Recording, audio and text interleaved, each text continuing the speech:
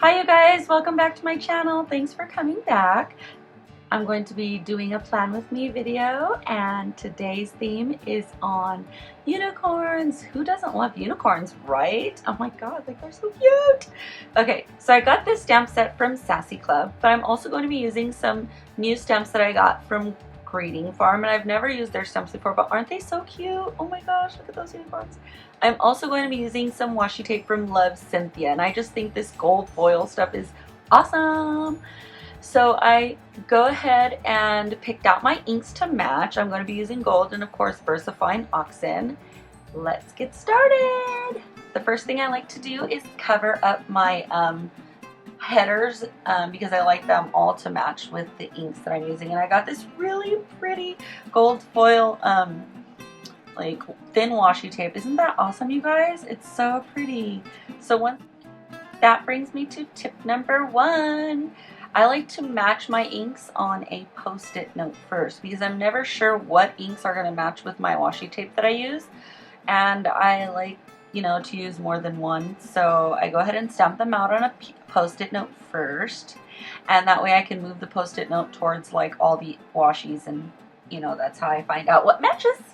Also, another little thing I like to do is add some ombre effects to some of my bigger stamps.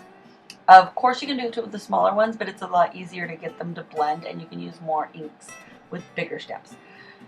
So I'm going to go ahead and grab a few shades of pink in this case.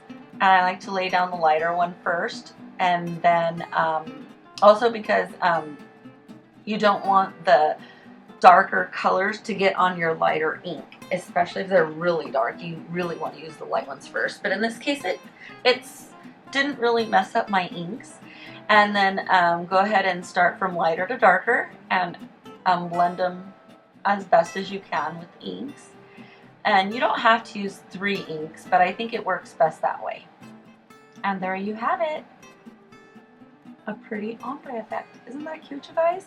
That brings me to tip number 2. Whoop, whoop. And that's to stamp it on a sticker paper. That way you can cut it out and cover up all those little snafus that you didn't like in your layout. Alright, so I usually like to go ahead and lay out my functional stamps first, and I coordinate colors with like one pink row first, and then a gold row, and then another pink row.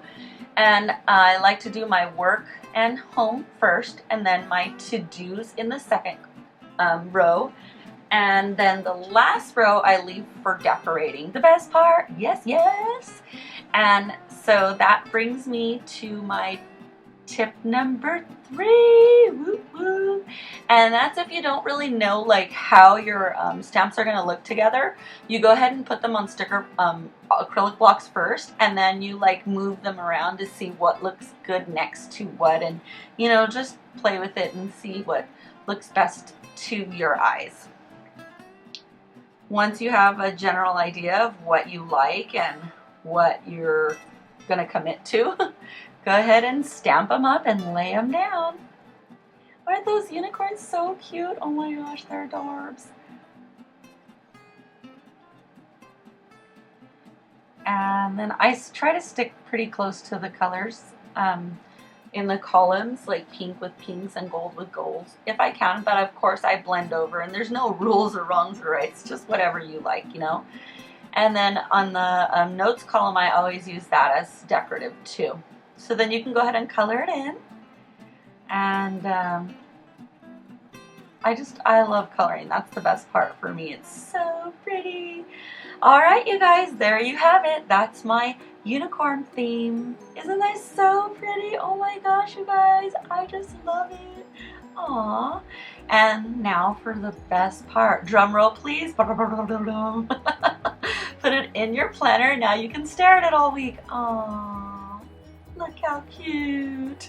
Thanks for coming, watching, you guys. Bye. Till next time.